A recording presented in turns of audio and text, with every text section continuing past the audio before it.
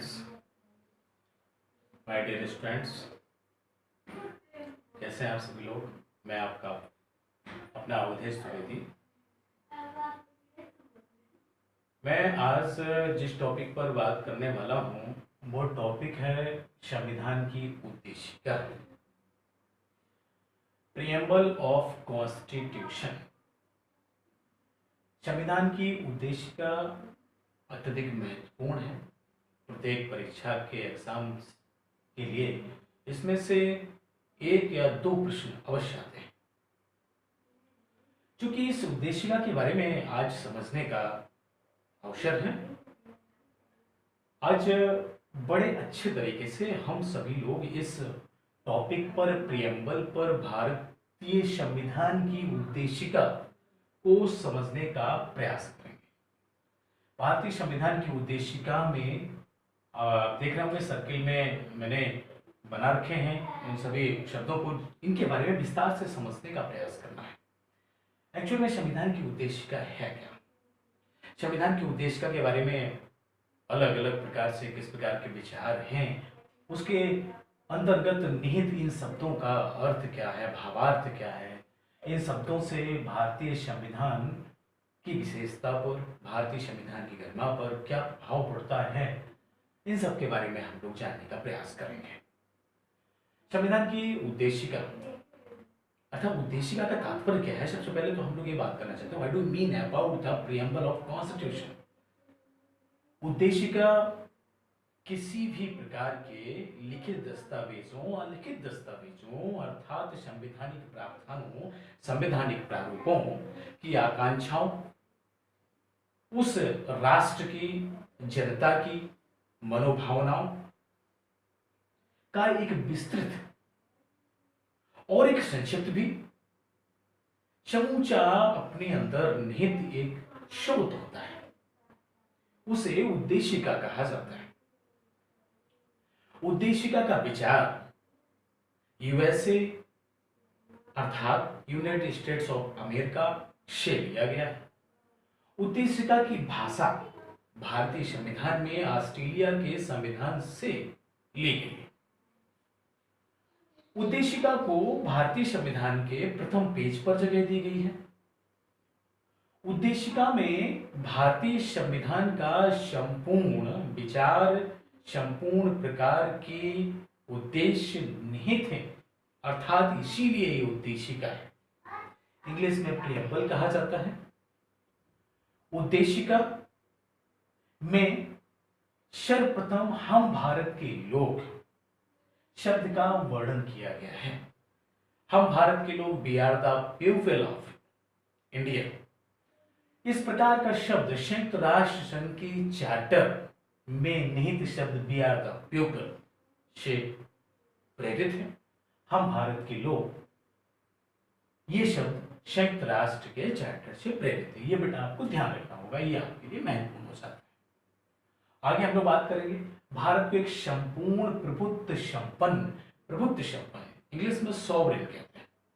प्रभुत्व संपन्न का तात्पर्य है कि संपूर्ण सत्ता, भारत की संपूर्ण सत्ता भारतीय जनता में निहित है। अर्थात भारतीय जनता राजा है और भारतीय जनता द्वारा चुने गए प्रतिनिधि भारतीय जनता के जनसेवक हैं। इसका भावार्थ ये है। अब बात करते हैं हम लोग समाजवादी शब्द की तरफ चलते हैं और समाजवादी शब्द की व्याख्या करते हैं। सोशलिस्ट, सोशलिज्म, समाजवाद, समाजवादी। तो सोशलिस्ट विचारधारा, समाजवादी विचारधारा भारतीय संविधान में पंडित नेहरू की समाजवाद की विचारधारा से प्रेरित है। भारत में रहने वाले समाज के लोगों, समाज के विभिन्न वर्गों के लोगों, विभिन्न संप्रदाय पंथ के लोगों, विभिन्न भाषाओं से जुड़े हुए लोगों के मध्य एक सामंजस्य की स्थिति उत्पन्न करने के लिए एक मिश्रित समाजवाद की व्यवस्था की गई है। हमारे देश में मिक्स्ड सोशलिज्म है। कैसा? साम्यवादी समाजवाद में जो कम्युनिस्ट सोशलिज्म होता है उसमें अत्यधिक कठोरता के साथ में लोकतंत्र पर या जनता पर शासन किया जाता है, किंतु भारत में लोकतंत्रात्मक व्यवस्था या भारत की जनता का शासन, ऐसा कह सकते हैं, होने के कारण इसमें समाजवाद में लोकतंत्रात्मक समाजवाद शब्द को अगर जोड़ दिया जाए तो भारत की समाजवादी व्यवस्था लोकतंत्रात्मक समाजवाद पर आधारित है। अर्थात भारत ने लोकतंत्रात्मक समाजवाद की विचारधारा को अपनाया है, जो अत्यधिक कठोरता और अत्यधिक नम्रता के मध्य की विचारधारा है। इसलिए यह समाजवाद पंडित नेहरू के समाजवाद पर प्रेरित है। आगे हम बात करने वाले हैं पंथ निरपेक्ष। नेक्स्ट, पंथ निरपेक्ष। पंथ निरपेक्ष का तात्पर्य है कि भारत में किसी भी प्रकार के धर्म को, किसी भी संप्रदाय को राष्ट्रीय धर्म घोषित नहीं किया गया है, अर्थात भारत का कोई राष्ट्रीय धर्म नहीं है। भारत एक पंथ निरपेक्ष राष्ट्र है, अर्थात भारत एक सेकुलर कंट्री है। पंथ निरपेक्ष शब्द भारतीय संविधान के पहले पैरा में समाजवाद और पंथ निरपेक्ष, ये दो शब्द भारतीय संविधान की इस उद्देशिका या प्रस्तावना के पैरा नंबर पहला में जुड़े हुए। तो बेटा ध्यान रखने वाली बात है कि पैरा 1 में समाजवाद और पंथ निरपेक्ष दो शब्द जोड़े गए हैं, जो 42 में संविधान संशोधन 1976 द्वारा जोड़े गए। 42 में संविधान संशोधन 1976 द्वारा जोड़े गए। आगे हम बात करेंगे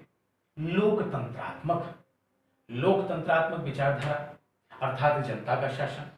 इसके बारे में अमेरिका के राष्ट्रपति अब्राहम लिंकन का एक बहुत ही प्रचलित कथन है कि democracy is the people, for the people, by the people. लोकतंत्र जनता के लिए, जनता के द्वारा, जनता की चुनी हुई सरकार होती है। अर्थात भारत में जनप्रतिनिधियों का चुनाव भारतीय जनता के द्वारा मताधिकार के आधार पर, भारतीय संविधान के अनुच्छेद 326 के आधार पर 18 वर्ष की आयु का मतदाता भारत में जनप्रतिनिधियों को चुनता है, अपने निर्णायक मत का प्रयोग करता है। लोकतंत्रात्मक डेमोक्रेसी। आगे बात करेंगे गणराज्य पर। गणराज्य अर्थात गणतंत्र, रिपब्लिक। गणतंत्र का तात्पर्य होता है कि भारत में किसी भी तरीके से भारत का राष्ट्रपति वंशानुगत नहीं है। जिस प्रकार से इंग्लैंड में राजतंत्रात्मक व्यवस्था है, वहां राजतंत्रात्मक व्यवस्था का आधार इस प्रकार है कि वंशानुगत प्रक्रियाएं रहती हैं, राजा, उसका बेटा, फिर आगे, इस तरीके से निरंतर वंशानुगत हायरार्की प्रोसेस होती है। भारत में ऐसा नहीं है। भारत में कोई भी व्यक्ति, आम जनमानस भारत के राष्ट्रपति के पद पर पहुंच सकता है। गणराज्य बनाने के लिए तथा उसके समस्त नागरिकों को सामाजिक, आर्थिक और राजनीतिक न्याय, सामाजिक, आर्थिक और राजनीतिक न्याय की हम बात करेंगे तो हमारे भारतीय संविधान में सामाजिक, आर्थिक और राजनीतिक न्याय के लिए वेलफेयर स्टेट की स्कीम है, अर्थात लोक कल्याणकारी राज्य के बारे में बताया गया है। भारतीय संविधान की डायरेक्टिव प्रिंसिपल्स ऑफ स्टेट्स, राज्यों के लिए नीति निर्देशक तत्व, एलिमेंट्स, प्रिंसिपल्स जो हैं वो भाग 4 में अनुच्छेद 36 से 51 तक जो आयरलैंड के संविधान से लिए गए हैं, वो नीति निर्देशक तत्वों में नहीं थे। अनुच्छेद 39 में, 39B में, 39C में इनके बारे में विस्तृत रूप से बताया गया है। विचार, अभिव्यक्ति, विश्वास, धर्म और उपासना की स्वतंत्रता। भारत में कोई भी व्यक्ति अपने विचारों को व्यक्त कर सकता है, धर्म को अपना सकता है, किसी भी प्रकार से भारत में एक स्थान से दूसरे स्थान पर मूव कर सकता है, ट्रैवल कर सकता है, किसी भी बात को जानने का अधिकार है, राइट टू इंफॉर्मेशन भी है। अनेक प्रकार की सुविधाएं भारतीय लोकतंत्र में दी गई हैं, जिस बात का वर्णन उद्देशिका की इस संक्षिप्त रूप में निहित है, जो पूरे संपूर्ण संविधान का एक सारांश है, एट अ ग्लैंस है। प्रतिष्ठा और अवसर की समानता। भारतीय संविधान द्वारा किसी भी व्यक्ति के मूल अधिकारों का हनन न हो, उसको मूल अधिकार उसके मिले, और सरकारी नौकरियों में विभिन्न प्रकार के क्षेत्रों में उसके अवसर सरकार द्वारा उसे अच्छे रूप से प्रदान किए जाएं, प्राप्त कराने के लिए तथा उन सब में व्यक्ति की गरिमा और राष्ट्र की एकता और अखंडता। अब यहां पर बात करते हैं अखंडता, पैरा 6 की बात करते हैं, अत्यधिक महत्वपूर्ण है पैरा 6। पैरा 6 में अखंडता शब्द जोड़ा गया है। तो मैं आपको फिर पुनः से बता देना चाहता हूं कि भारतीय संविधान की उद्देशिका में पैरा 6 में अखंडता शब्द जोड़ा गया है, इंटेग्रिटी जोड़ा गया है। अखंडता शब्द 42 में संविधान संशोधन 1976 के तहत ही जोड़ा गया है। 42 में संविधान संशोधन 1976 में समाजवादी, पदनिरपेक्ष और अखंडता शब्द जोड़े गए थे, जिसमें से समाजवादी, पदनिरपेक्ष शब्दों को 42 में संविधान संशोधन 1976 के द्वारा पैरा 1 में जोड़ा गया है, जबकि अखंडता शब्द को पैरा 6 में जोड़ा गया है। सुनिश्चित करने वाली बंधुता बढ़ाने के लिए दृढ़ संकल्प होकर अपनी संविधान सभा द्वारा आज दिनांक 26 नवंबर 1949, हालांकि भारतीय संविधान के ब्रैकेट में ये भी लिखा हुआ है, उसकी जो कॉपीज रहती हैं, प्रतियां रहती हैं, उनमें ये भी लिखा हुआ है कि मार्गशीर्ष शुक्ल सप्तमी संवत 2006 विक्रमी।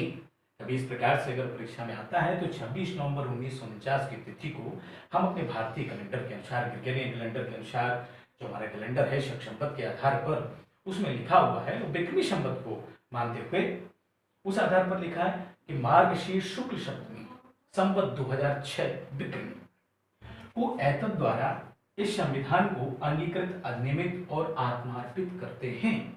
अर्थात भारतीय संविधान को 26 नवंबर 1949 को आंशिक रूप से स्वीकार किया है, एडॉप्टेड किया गया है। अर्थात इस भारतीय संविधान को 26 नवंबर 1949 को आंशिक रूप से लगाया गया। तो 26 नवंबर का दिन भारत में विधि दिवस के रूप में मनाया जाता है।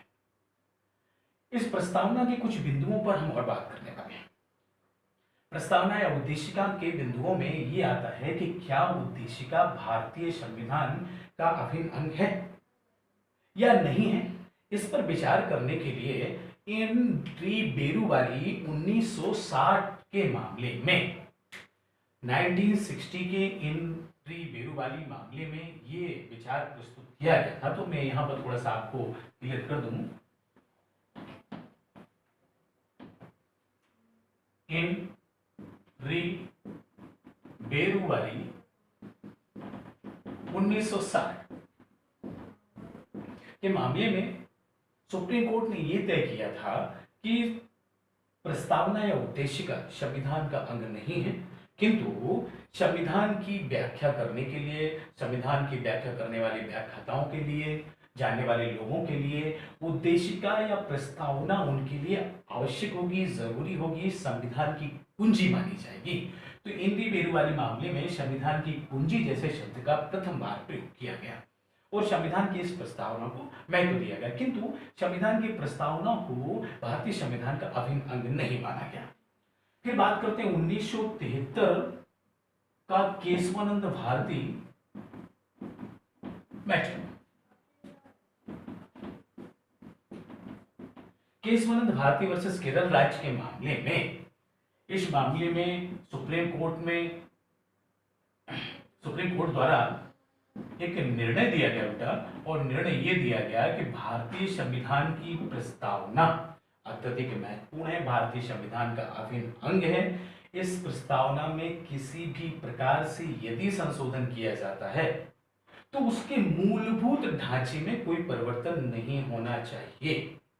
दूसरी बात, पदनिरपेक्ष, अखंडता और समाजवाद तीनों शब्द जोड़े गए हैं। अगर इन तीनों शब्दों के द्वारा मूलभूत ढांचे पर किसी प्रकार का प्रभाव पड़ता है तो जब तक केशवानंद भारती मामले को सर्वोच्च न्यायालय द्वारा उलट नहीं दिया जाता तब तक ऐसा नहीं किया जा सकता है। 1973 के केशवानंद भारती मामले में यह भी निर्णय दिया गया था कि उद्देशिका न्याय योग्य नहीं है, इसे न्यायालय में चुनौती नहीं दी जा सकती है, ऐसा कहा गया। उसके बाद में हम आगे चलते हैं, न्यायमूर्ति मोहम्मद हिदायतुल्लाह जी के बारे में बात करते हैं, सर्वोच्च न्यायालय के मुख्य न्यायाधीश और भारत के ऐसे प्रथम मुख्य न्यायाधीश जो कार्यवाहक राष्ट्रपति भी बने थे। तो मोहम्मद हिदायतुल्लाह जी के मामले में एक निर्णय आया, गोलकनाथ बना पंजाब राज्य का मामला, हिदायतुल्लाह। तो मोहम्मद हिदायतुल्लाह सर्वोच्च न्यायालय के मुख्य न्यायाधीश थे वो सर्वोच्च न्यायालय के सीजेआई थे, तत्कालीन मुख्य न्यायाधीश।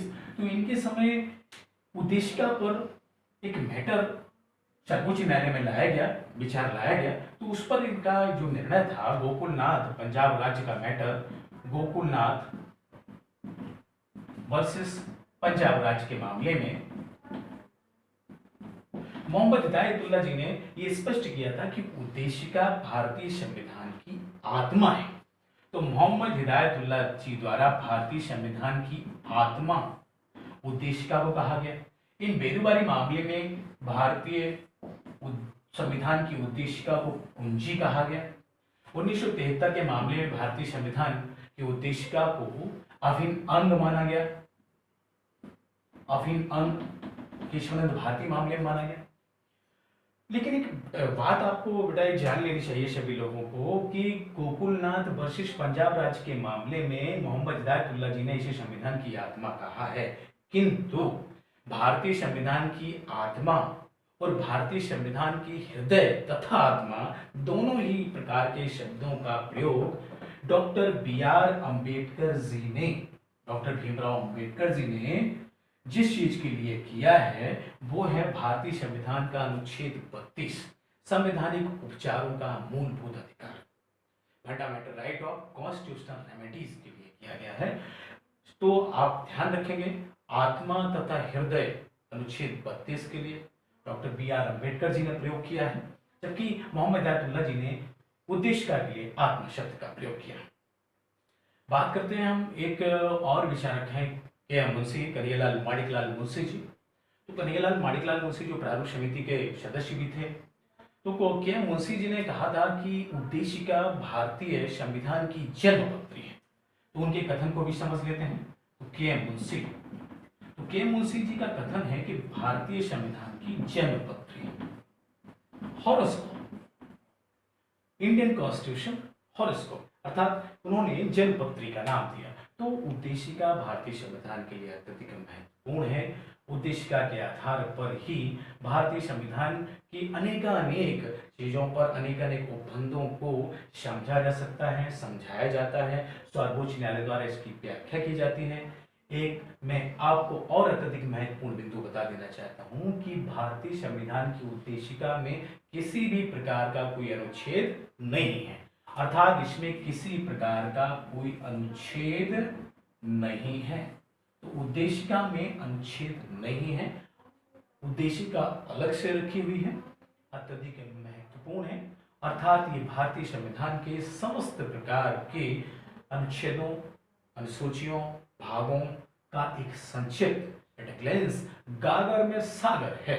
और इसके आधार पर ही भारतीय संविधान के हर प्रकार के बिंदुओं के बारे में संक्षिप्त रूप से जाना जा सकता है, समझा जा सकता है कि भारत का संविधान कितना मजबूत और सशक्त है और कितना महान है। ये सभी चीज़ें आप सभी लोगों को बड़ी अच्छी लगी होंगी। पढ़ाई भारतीय संविधान की उद्देशिका के बारे में महत्वपूर्ण बिंदु हैं, बहुत अच्छे से आपको समझ में आए होंगे। तो इन सबको आप बहुत अच्छे से समझें और अच्छे लगें तो आप अपने कमेंट्स भी दें, शेयर भी करें, लाइक करें और अपनी पढ़ाई पर अच्छे से फोकस करें और ध्यान देते रहें, निरंतरता बनाए रखें, धैर्य रखें, संयम रखें।